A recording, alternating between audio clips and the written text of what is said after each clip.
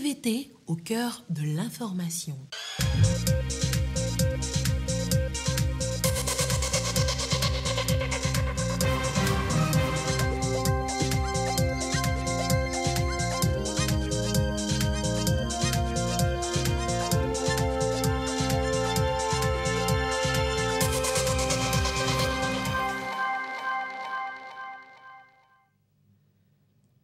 Voici d'abord les titres de ce journal. Lomé prépare le 9e congrès panafricain depuis le 8e tenu il y a 8 ans à Accra.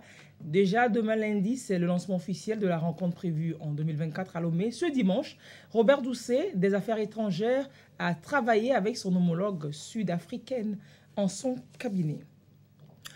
Pourquoi les bassins de rétention d'eau semblent être les sources d'inondations dans nos quartiers suite aux pluies? Nous avons posé la question à l'entreprise en charge de la construction de ces ouvrages et aussi à un hydroclimatologue. Les réponses dans ce journal, restez avec nous. Et de la saveur, dans cette édition, la journée mondiale des abeilles a été célébrée à Sokodé avec la préoccupation centrale de produire du miel avec les meilleures pratiques écologiques. Et justement, le meilleur miel a été récompensé en un concours. Bonsoir madame, bonsoir monsieur.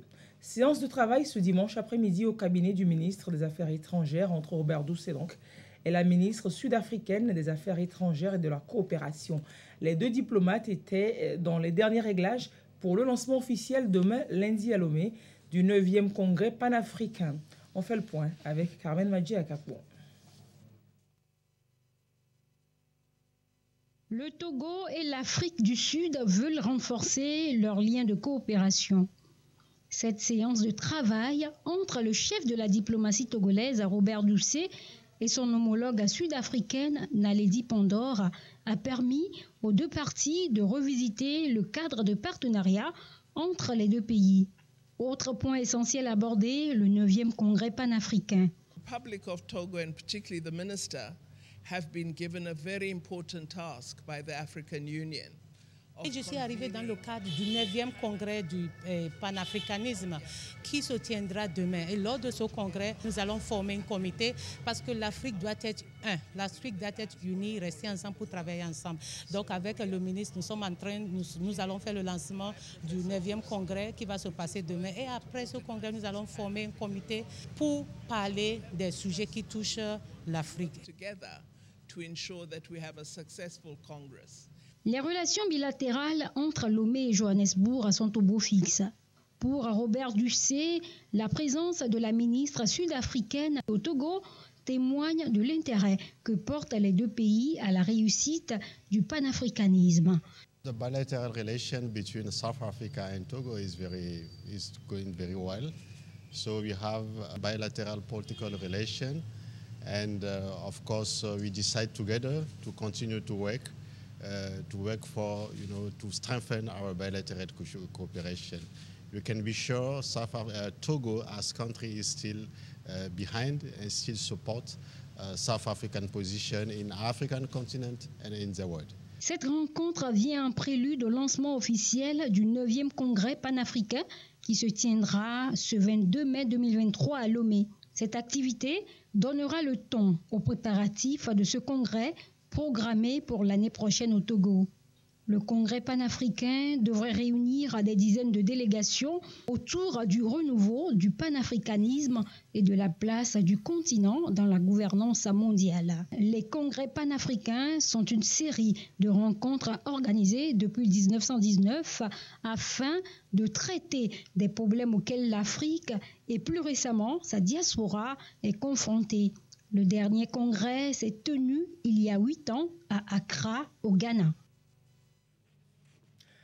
Le recensement électoral a démarré ce samedi dans la zone 2, selon les 3 répartitions du pays.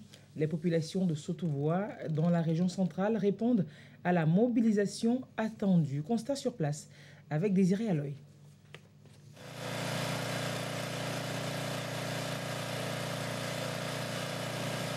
Je suis venue pour faire ma carte.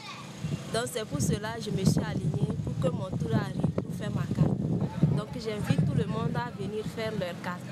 Comme elle, tous tous ces citoyens en rang à la recherche d'un précieux sésame, la carte d'électeur. À l'intérieur, les informaticiens à l'œuvre. Successivement, les données sont enregistrées et les cartes imprimées. Si je suis arrivé dans ce centre de recensement, c'est juste pour avoir ma carte d'électeur, afin de me permettre d'accomplir mon devoir civique. Elle est très importante. À part le devoir civique, elle a d'autres ouvertures. Donc j'exhorte tout le monde à venir se faire établir sa carte d'électeur. Dans ce centre de recensement et de vote, l'engouement se fait sentir. Toutes les dispositions sont prises pour un bon déroulement du processus à l'EPP Plateau. On a commencé le recensement ce matin. Et actuellement, on est sur une vingtaine d'enroulements. Et on exhorte la population à sortir massivement et puis se faire enrouler dans de bonnes conditions. Même constat ici et là, l'engouement est effectif. Les CRV sont ouverts de 7h à 16h. Le processus de recensement vient de commencer ce matin dans la préfecture de Sotouba. J'ai fait le tour de certains CRV, tout se déroule très bien. Il y a l'engouement, les kits, ça fonctionne bien. Et les groupes aussi, il n'y a pas de souci majeur. J'ai pris contact dans les autres communes aussi et tout se déroule aussi très bien. Donc je lance cet appel à l'endroit de tous les chefs de faire sortir leur population pour qu'elle se fasse enrouler le plus tôt possible. Parce que le retard, ce n'est pas bien. Sotouboua fait partie de la zone 2 du recensement, tout comme les préfectures de Blita et de Tchamba. Du 20 au 27 mai, toutes les populations sont conviées à aller se faire recenser et obtenir cette pièce précieuse, la carte d'électeur. Voter est effectif dans la zone 2.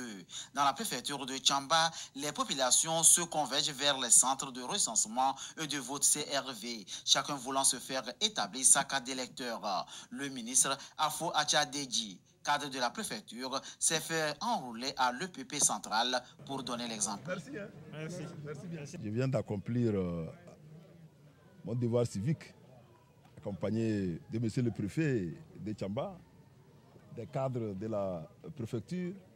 Nous venons d'accomplir notre devoir civique et nous pouvons dire que nous-mêmes, nous venons d'être recensés, donc ça veut dire que nous sommes prêts. C'est une motivation en somme du ministre pour appeler les citoyens à faire comme lui. D'autres cadres de la préfecture ont rempli aussi ce devoir civique et citoyen pour être au rendez-vous des élections qui s'approchent. Pour toucher du doigt l'effectivité d'enregistrement, les cadres ont fait le déplacement du centre-ville, l'Arini et le Mamoua. Tout a bien commencé aussi à Blita comme à Sotouboua. Et à Tchamba, nous sommes en train de faire le tour des centres. Et effectivement, tout se déroule très bien, mais quelques soucis qui sont mineurs, je peux dire. Au fait, c'est des fois la lenteur de l'imprimante ou des mains, ça passe. En moyenne, 4-5 minutes, je crois que l'homme a fini l'opération. Donc, les populations, effectivement, commencent à sortir, et très très bien d'ailleurs. Et les opérateurs de saisie, nous constatons qu'ils sont aguerris. Et que il y a du professionnalisme qui rentre là-dedans. Nous avons vu au niveau du matériel, nous avons pris le temps de vérifier le matériel, les groupes, malgré que ce centre, il y a l'énergie, le courant, l'électricité, mais ils ont prévu des groupes de secours au cas où il y a coupure de courant qui puissent effectivement brancher les groupes électrogènes pour ne pas entraver le bon déroulement du recensement. Donc tout est bon, ils ont testé et tout marche. Bon, a priori, je crois qu'on a bien débuté. Du 20 au 27 mai 2023, tous les CRV sont ouverts à Tchamba 1, 2, 3, tout comme à Sotouboua et à Blita, zone 2. La cible concernée est vivement conviée à aller remplir ce devoir de citoyen actif. Alors nous étions à Sotouboua, mais également à Tchamba, vous l'aurez constaté, pour le début du recensement électoral.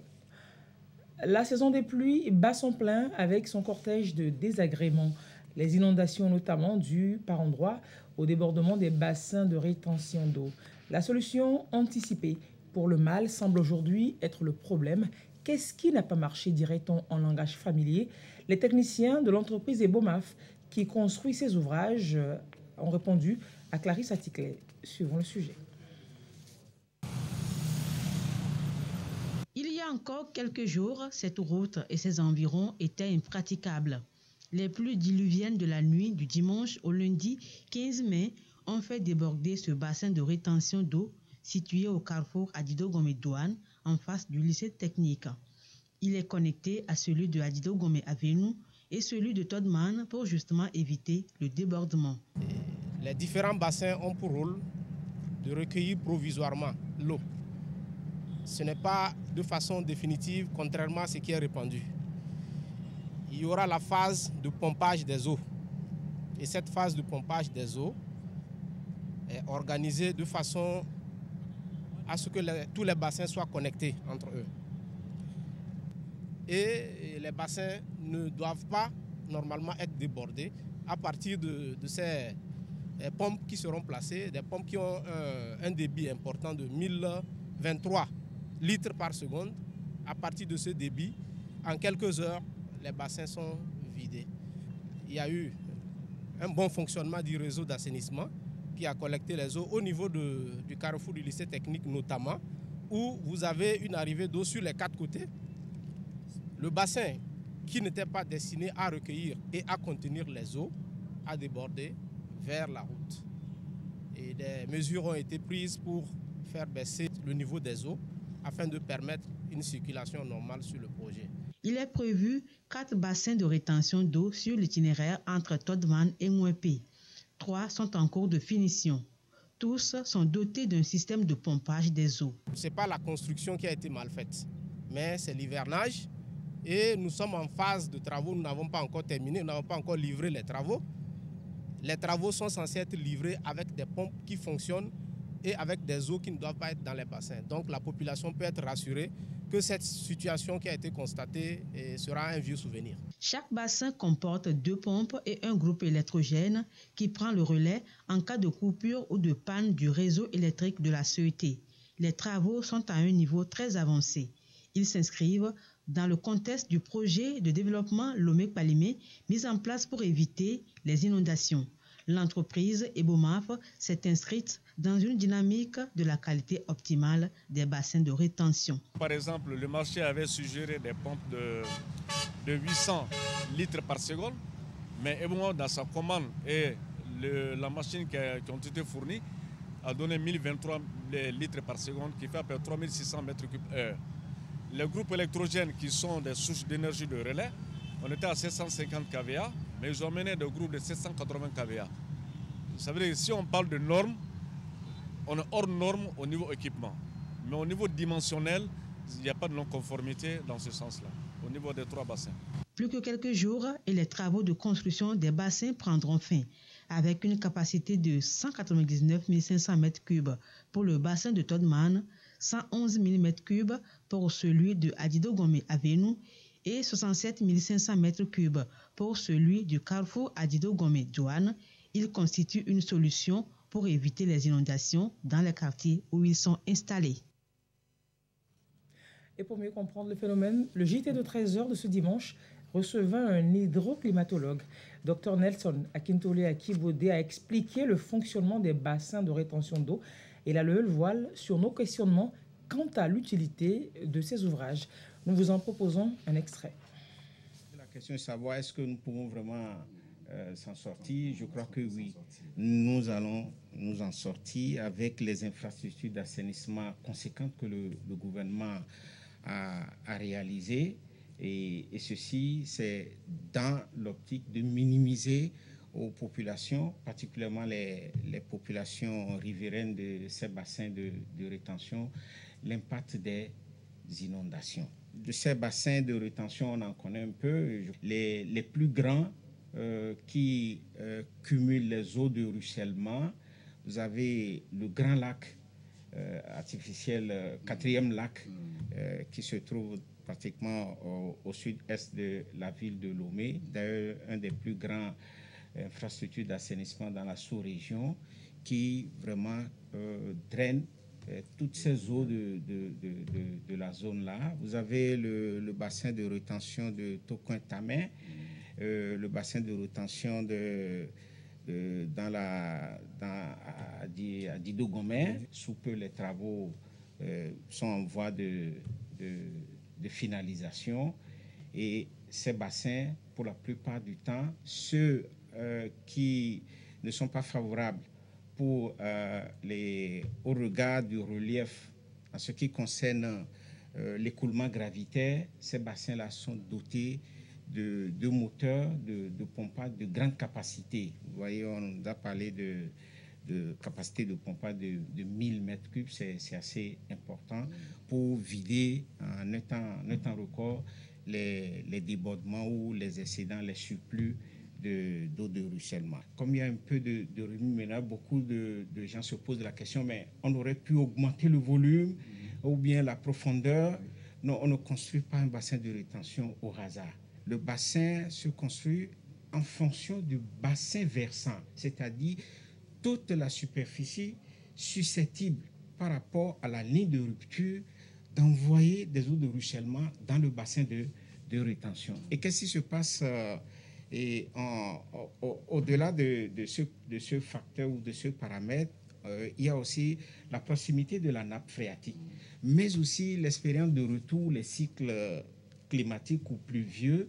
Donc, tous ces éléments, les experts, les constructeurs tiennent compte de ces éléments-là pour construire un bassin de rétention. Et ce qu'on est en train de connaître pour certains bassins qui donnent l'impression que ça ne fonctionne pas bien. Vous aurez pu constater que la chaîne de bassins dans la partie nord de la ville de Lomé, GTA, Caméléon, Deux Lions, et autres là, qui sont dans un système de vases communicants.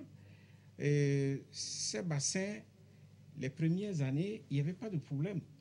5 ans, tendant vers une 10e année, il faut comprendre que leur bassin versant a évolué à la faveur des activités anthropiques, soit c'est les constructions d'habitats, la mise en valeur, la dégradation de l'espace ou l'érosion qui augmente en surface le bassin versant du bassin de rétention. Et donc, naturellement, à la faveur des pluies abondantes dues au changement climatique que nous connaissons, ces bassins versants envoient plus de l'eau. Et d'ailleurs, avec l'installation des habitations, il va y avoir une augmentation de la superficie de dalles et de toits. Et donc, il y a une quantité importante d'eau supplémentaire qui vient vers les bassins de rétention. Et généralement, les bassins de rétention construits sont dotés d'emprises. Est-ce que vous voyez? Alors, l'emprise, c'est le trop-plein que le bassin n'est pas tout de suite en mesure de refouler est déversé dans l'emprise. Et donc, toute activité installée dans l'emprise des bassins de rétention sera inondée. Et donc, c'est ce qui se passe actuellement avec les pluies abondantes que nous enregistrons ces derniers temps. Mais si vous observez très bien dans le fonctionnement de ces bassins de rétention ou d'autres retenues, dans leur fonctionnement, 30 minutes à 1 heure de temps ou un peu plus, l'eau, si c'est le système gravitaire, ça part. Ou si c'est ces bassins dotés de moteurs de pompage, et ça, l'Agence nationale de protection civile veille strictement à ça. Nous avons les agents qui, en cette période critique, qui sont permanemment pour la veille et la surveillance et pour faire déclencher. Et même certains bassins de rétention, ce sont le déclenchement automatique de ces moteurs-là qui procèdent au refoulement du trop-plein. Vous savez, dans le fonctionnement des bassins, il y a aussi l'entretien que nous apportons.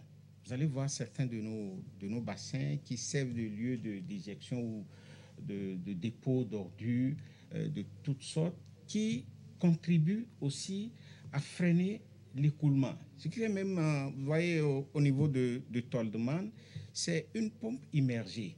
Et souvent, la pompe immergée là est bouchée.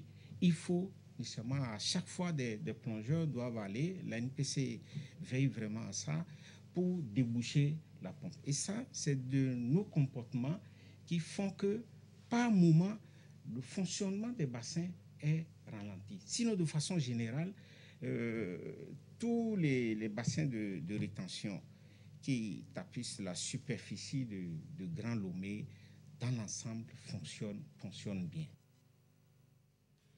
C'était donc un extrait du docteur Nelson Akintola Akibode, hydroclimatologue de l'Agence nationale de protection civile, qui nous expliquait le fonctionnement des bassins de rétention d'eau et rassurait donc sur leur utilité dans notre pays. Ce communiqué pour poursuivre ce journal, communiqué portant fermeture temporaire du Rock Hotel d'Atakpamé. Le ministre de la Culture et du Tourisme informe le public et les usagers de Rock Hotel Atakpamé que le dit hôtel sera fermé à compter du 10 juin prochain pour raison de travaux de rénovation. Ces travaux sont devenus nécessaires afin d'offrir davantage de confort et de commodité et répondre à la volonté du gouvernement de faire des hôtels d'État la toise de l'hôtellerie nationale. Le ministre de la Culture et du Tourisme présente ses sincères excuses aux usagers pour les éventuels désagréments. Le communiqué est signé par le Dr Kossi Lamadokou, ministre de la Culture et du Tourisme. Nana Media Culture poursuivait pour sa part sa tournée nationale pour former les artisans de tout métier au changement de comportement. Mitro Nunya s'intitule le projet qui veut leur apporter plus de confort dans leur profession. L'étape de la région des Savanes avec Gérard Lagoutou. Le concept Miatronunya en pleine appropriation ici par les travailleurs du secteur de la coiffure, de la couture et de la tresse de la région des Savanes. Une initiative de Nana Media Culture qui appelle à un changement de mentalité axé sur le savoir-être, le savoir-faire et bien d'autres valeurs pour le développement du pays.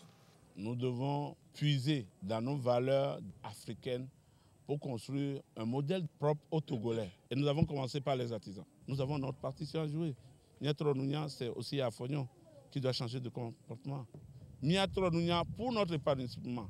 Miatronunya, l'unité dans la diversité. Nous avons besoin de nous donner la main, de regarder qu'est-ce qui est rentable pour nous. Aussi, était-il question d'amener ces artisans à une bonne gestion de leur entreprise. Et au bout de 2 jours de théorie et de pratique, les participants évaluent les acquis de cette formation gratuitement offerte. Ça nous a encore cultivé nos mémoires, puisque je peux dire que ce que nous suivons comme ça, là, ça nous démontre comment il faut être pour encore améliorer la vie. On croyait qu'apprendre le métier, ça arrête là-bas, tu es dans ton atelier, tu travailles, le reste, ça ne te regarde pas. Mais ils nous ont montré vraiment comment tu dois entretenir ton travail, avoir la clientèle. Avant, nous les artisans, on ne nous considérait pas. Mais aujourd'hui, avec le chef d'État, Faure Gnassingbé, vraiment, il nous a fait du bien. Que Dieu lui bénisse et protège sa politique. Le projet Miatronunya boucle ainsi sa tournée dans toutes les régions de l'intérieur du pays. Les promoteurs repartent avec un bilan au-delà des attentes. Nous sommes venus pour les artisans des 3 secteurs, coiffure, tresse et couture. Mais je suis très content que les autres corps de métier ont sollicité pour bénéficier des modules sur l'accueil, l'estime de soi-même. Je remercie Dieu et je remercie les hommes qui nous accueillent, qui trouvent que le chemin que nous sommes en train d'emprunter est le bon chemin pour l'intérêt de nous tous.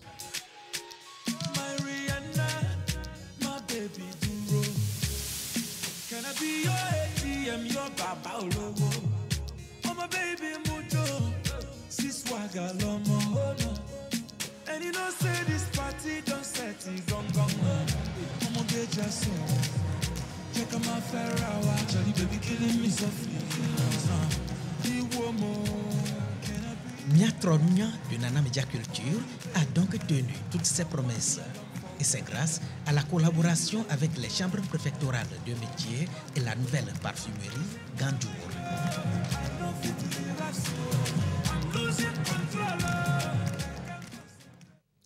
De retour à Lomé pour signaler l'Assemblée générale ordinaire de la coopérative d'épargne et de crédit de l'administration publique. C'était samedi à Lomé.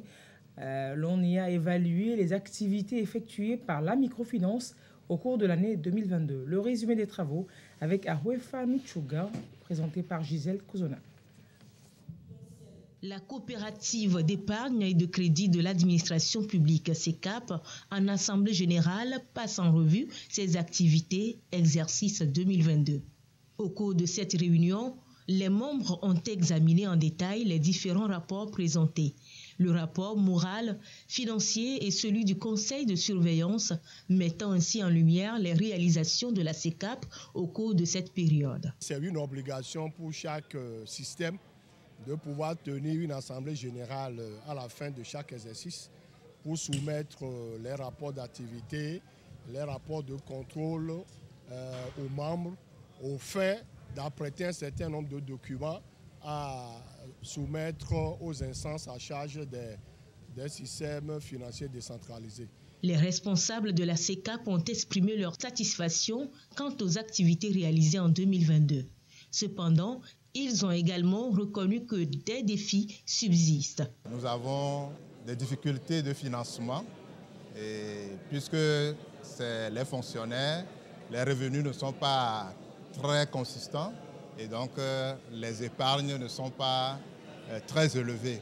Et donc il nous faut trouver des fonds de financement pour augmenter les activités de crédit. Les objectifs que la CECAP, dans un premier temps, c'était donné dans le texte, j'ai vu que je m'y retrouvais. Avoir accès à son crédit quand on en a besoin. Certaines préoccupations ont été résolues en un temps record par rapport à la différence des banques où il y avait trop de contraintes. La CECAP ne posait pas de ces contraintes-là. Les responsables de la coopérative ont souligné l'importance de redoubler d'efforts afin de répondre mieux aux attentes et aux besoins de ses membres. Depuis sa création en 1996, la CECAP s'engage au quotidien aux côtés des fonctionnaires de l'administration publique en leur accordant des crédits et en leur fournissant des services financiers adaptés à leurs besoins spécifiques. Socodé et la Scotsea Api qui a célébré la journée mondiale des abeilles. L'on veut promouvoir la production de miel, production respectueuse des bonnes pratiques agroécologiques. Un concours de meilleur miel a d'ailleurs rajouté du goût à la célébration. Voyons cela avec Désiré Aloy. La promotion du miel issu des pratiques améliorées et respectueuses de l'environnement reste l'une des préoccupations de Vétérinaires sans frontières suisses et ses partenaires GEVAPAV, CASA DVR et la FAO. Au travers du projet Mikago, la Scoop Api Centrale entend travailler à une plus-value du miel. Nous essayons de vulgariser cette façon de récolter aujourd'hui le miel à entretenir des abeilles, qui est l'apiculture moderne où on passe par dépôt des ruches, récolter le miel sans tuer les abeilles et sans abattre les arbres. Produire un bon miel en sauvegardant l'environnement, cela aussi passe par les bonnes pratiques apicoles. Il faut former les apiculteurs comment bien produire le miel, comment bien le traiter et comment bien le conditionner, pour que nous obtenions vraiment du miel de qualité avec le temps, que ce soit vraiment un produit togolais brisé dans le monde entier, comme aujourd'hui le soja togolais est aimé par tout le monde. L'enjeu, produire un miel de qualité et le vendre. Occasion aussi de célébrer pour la première fois dans la région centrale la journée mondiale des abeilles pour amener les apiculteurs et autres acteurs à une production écologique. Si la cible de ce projet, c'est 1000 apiculteurs dans la région centrale. Le bien fondé également, c'est que ces apiculteurs-là puissent s'organiser en coopérative. Nous les formons, nous les accompagnons à pouvoir s'organiser en coopérative selon l'OADA. Nous essayons de pouvoir lancer un appel pour que même après le projet, que des appuis se fassent en lien directement avec les apiculteurs pour qu'ils puissent prendre la main. La journée est couplée d'un concours du meilleur miel dans l'objectif de susciter une émulation et booster le savoir-faire en matière de relance de qualité requise des produits de ruche. Nous avons misé sur 3 types de critères. Les paramètres biochimiques. Cherchons la teneur en sucre, la teneur en eau et la densité du miel. Les critères d'observation physique. Le 3e type de critères, c'est des critères que nous appelons des critères écologiques. La situation du site du rucher. Il y a d'autres paramètres comme le matériel de récolte utilisé. Ainsi, 10 parmi eux sont primés au cours du concours. En termes de la protection de l'environnement, on a été très strict. Le prix que nous venons de recevoir, ça va encore plus nous booster et nous permettre de produire encore un miel encore plus qualité que ce que nous avons obtenu aujourd'hui. 20 autres coopératives ont reçu des attestations d'immatriculation. L'apiculture prend de l'envol grâce à la synergie d'action autour de la filière. Il est question aujourd'hui d'œuvrer à relever le défi de la qualité et être compétitif. Et on va finir ce journal avec ce communiqué du ministère de la Culture et du Tourisme. Encore communiqué portant cette fois-ci appel à candidature pour la réalisation de mosaïques fresques murales à Lomé. Le ministère de la Culture et du Tourisme de la République togolaise a le plaisir d'annoncer l'ouverture d'un appel à candidature pour la réalisation de mosaïques fresques murales à Lomé sur la thématique de la culture de l'Union. L'appel est ouvert à tous les artistes plasticiens togolais sans distinction. La sélection des artistes qui seront retenus pour la réalisation des fresques sera effectuée par un jury qui tiendra compte de la pertinence et de la qualité des propositions artistiques en rapport avec le thème. La parité hommes et femmes devra également orienter le choix du jury. Conditions de participation, soumettre un dossier de candidature PDF comportant nom et prénom de l'artiste, copie d'une pièce d'identité togolaise, une dizaine d'images des réalisations artistiques authentiques et originales, en couleur et en lien avec le thème de la culture de l'Union, un engagement de l'artiste à être disponible à Lomé dans les mois de juillet et août 2023. Ouverture des candidatures dès ce 22 mai 2023. Clôture des candidatures le 23 juin 2023. Publication des lauréats le vendredi 30 juin 2023. Chaque candidature devra être compilée dans un dossier unique PDF et envoyé dans les délais et seulement à l'adresse email suivante: culture de l'Union en un mot @gmail.com. Bonne chance à toutes et à tous. Le communiqué signé par Dr Kossi Lamadokou, ministre de la Culture et du Tourisme. Ainsi s'achève ce journal. Merci de l'avoir suivi. Restez sur la TVT pour la suite de ces programmes. Au revoir et passez une très belle semaine.